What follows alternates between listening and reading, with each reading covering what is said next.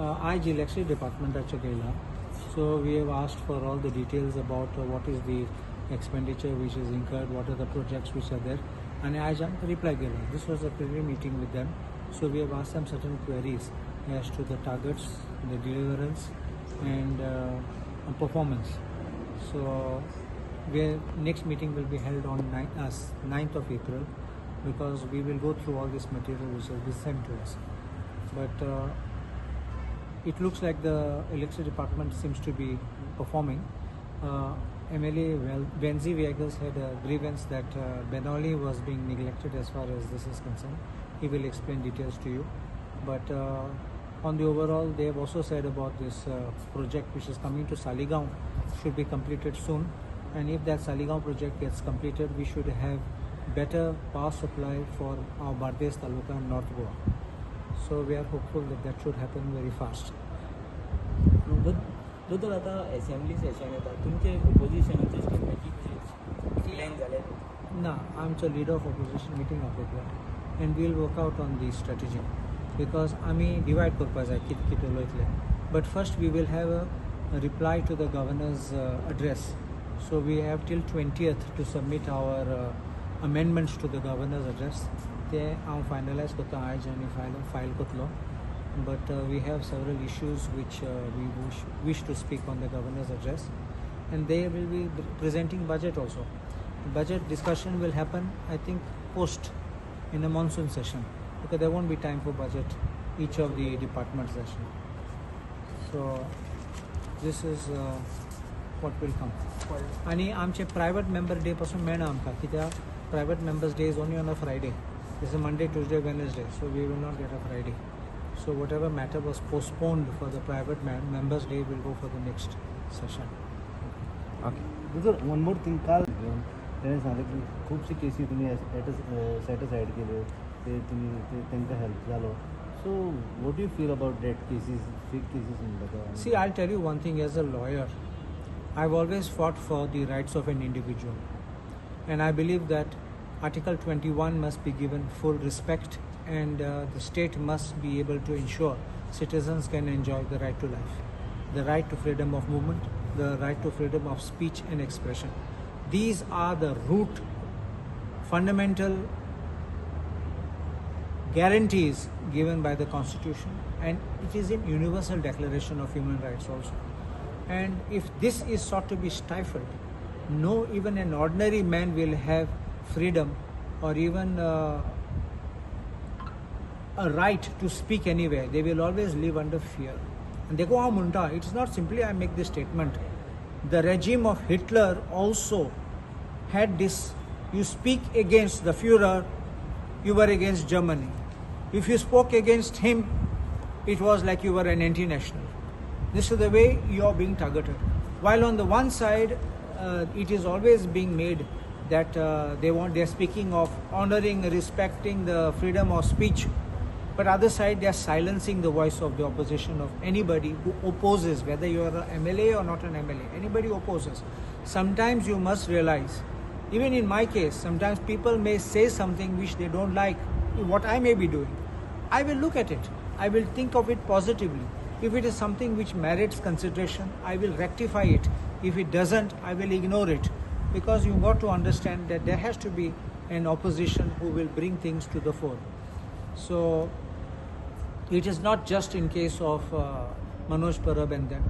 I have also been the lawyer for many people who have been in the BJP, who are also in the BJP, because for me it's a matter of upholding the law. So I look at it as a lawyer.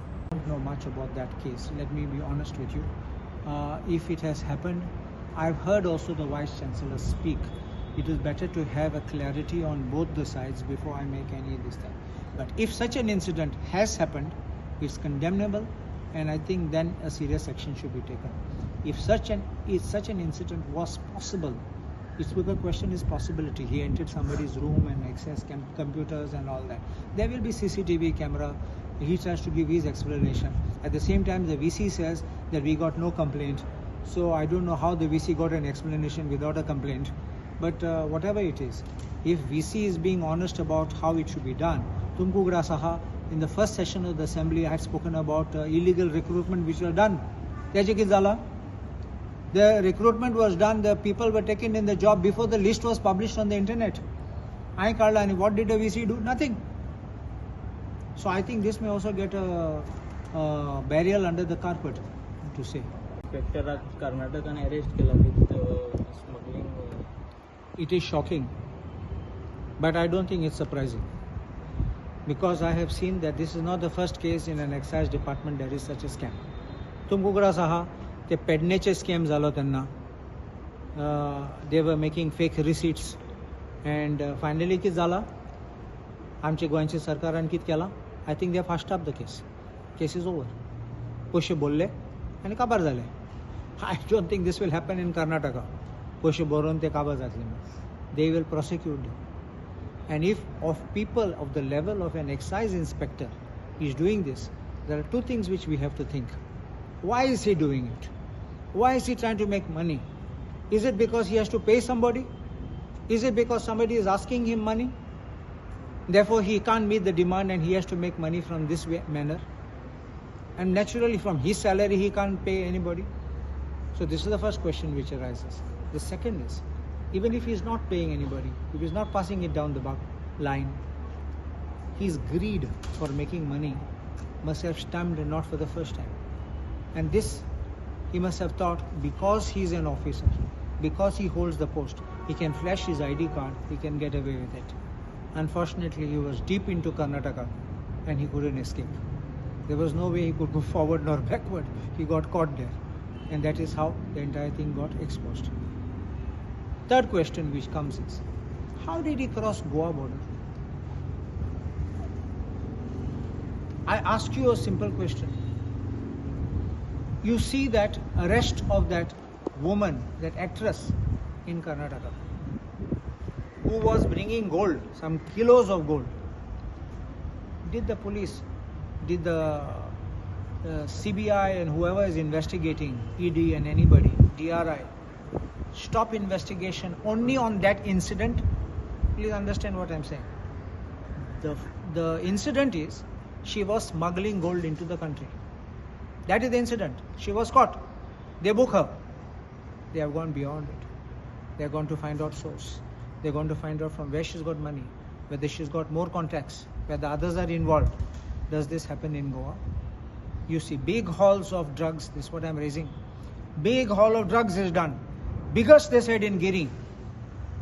Did they find out who is the godfather, who is supplying, from where they are getting this much money to hold so much quantity of drugs? So I think that this is all a fixing which keeps going on. And it's a sad reflection that if you see people, police from other states are coming and nabbing people over here. And our Goa police is remaining sleeping, silent, or active partners in this. दोदर तुका दिसता की anybody is there आनी कोण आसा कसो दिसता की हे एक इन्स्पेक्टर जर अशें करता जाल्यार तेका सुपिरियर कोण हेल्प करता अशें दिसता?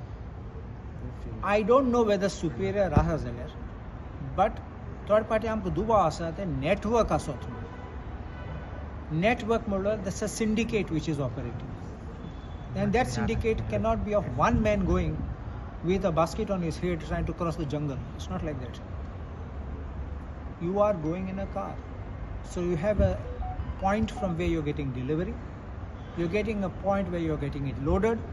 You're crossing the border. That's another point in which you have a connection. And then you have a point of delivery, which is in another state. Whether it was last point was Karnataka or beyond Karnataka, I don't know. But you got caught in Karnataka. So it is a circle, you understanding? It can't be one person.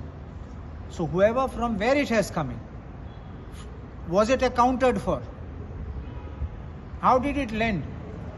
Without transportation receipts, no goods carriers, you're putting in a private vehicle and you're taking it. And then finally you get caught over there, because then you have to see what is the final destination. Is this a solitary incident, only one of its kind, or whether this